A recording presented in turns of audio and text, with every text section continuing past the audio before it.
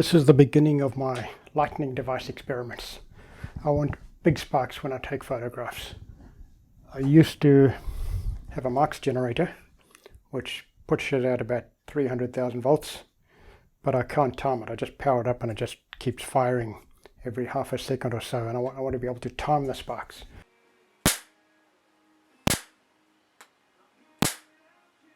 So what I did is I took my camera flash and I cut off the wire going to the flash tube, as in the diagram over there, and now this wire is running in series with the flash tube.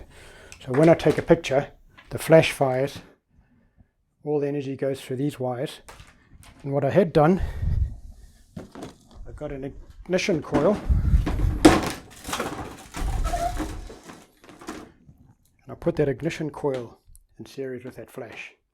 So as I take a photo, I get a 30,000 volt spark, and that's quite good, but the spark isn't as big as I want. I want maybe 500,000 volts or so, maybe about a 30 centimeter gap. So I thought I'd experiment with some transformers. So these are for 12 volt chargers. Just to keep the numbers simple, I'm going to simplify these numbers and say you put in 240 volts, you get out 12 volts. This one, same thing, you put in 240 volts, you get out 12 volts. We'll just call it a 20-to-1 ratio. So I thought, what happens if we go to the 12 volt side and we put in a high voltage? We're going to get even higher voltage out of the high voltage side. We take that and we put into the 12 volt side of this transformer, you get even higher voltage out there. So with this flash over here, if I unplug it and I connect it to there, when the flash fires, the current's going to flow through there as well. There's a lot of energy in this flash over here, and I've got it on its lowest power. In my initial experiments, I put those two close together, I wasn't getting much spark. So if you say let's say we're getting only 100 volts going through there, times 20, we've got 2000 volts coming out there. So now I take that 2000 volts and I put into here, and we should have 40,000 volts. But it actually goes higher than that, because as with an ignition coil, the breaking down, the collapsing magnetic field is faster than the build-up field. So technically I should get more than 40,000 volts. So what I'm going to do is I'm going to fire it up now. Should be pretty safe. Sometimes with ignition coils it all kicks back, comes into my thumb here, but that's a pretty safe setup. I'm going to cover this so we don't see it, fire it, and there we see the spark over there.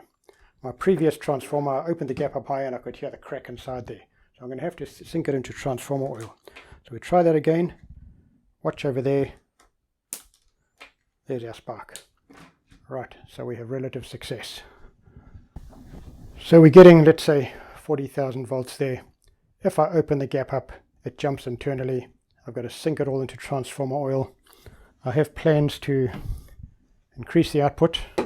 I've got a fourth one on its way. But someone told me that microwave transformers put out quite a good voltage. Now I've got one over here. A little bit bigger, and at the moment it's got my coil gun on it. Let's tape my coil gun onto here to give it some stability for the recoil, because I was firing a big capacitor through here and shooting bolts out the end, so I need it on something solid. So I've got this old microwave transformer, and I'm told they're rated to 2000 volts, where these are rated to 1000 volts, but I can sink that into transformer oil as well, put a few of them in line, and hopefully I'm going to get lightning when I take the photograph. So that's the beginning of that. I have some capacitors here, studio flash capacitors. They're about 1200 microfarads each. They can store quite a bit of energy. I can discharge them through my transformers. And then over here I have the Genesis device. It's going to give me a bit more power. I've got these switches on the top here. One of them is welded from the current that went through it. It actually welded the contacts closed, so I couldn't switch that. So I had to upgrade it, put a bigger switch in.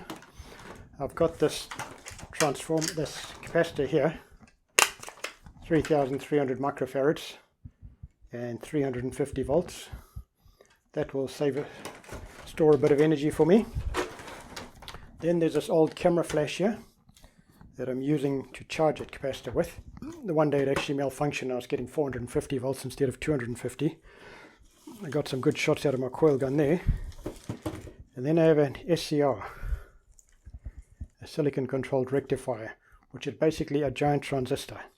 So I can charge that capacitor, hook this up to my camera flash, and use that to dump that capacitor through my transformers and hopefully get a lightning bolt out the end. Now you ask about safety. My wife is constantly nagging me about that. What I'm going to do is I'm going to trigger it optically, so I'm not touching it.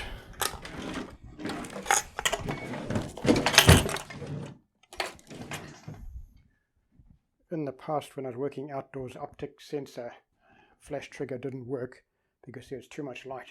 So I put a tube on the end and I aim it at my flash. I can be standing on the other side of the yard, fire my flash at that. That switches this device and hopefully we get some lightning. Now, one of the reasons I'm doing all of this again is that now global shutters are becoming a big thing in cameras again. My old Nikon D40 had a global shutter on it, a CCD sensor that could switch up to 1/4000th of a second, and you could synchronize flash with it at that speed and get the whole frame. The new Sony A9 Mark III has got a global shutter that goes to 1/80,000th of a second. Now, I couldn't afford to buy one of those, but soon the technology should start filtering down to lower cameras, and then I can resume my tests and experiments and see at what speed I can photograph lightning that I've generated myself.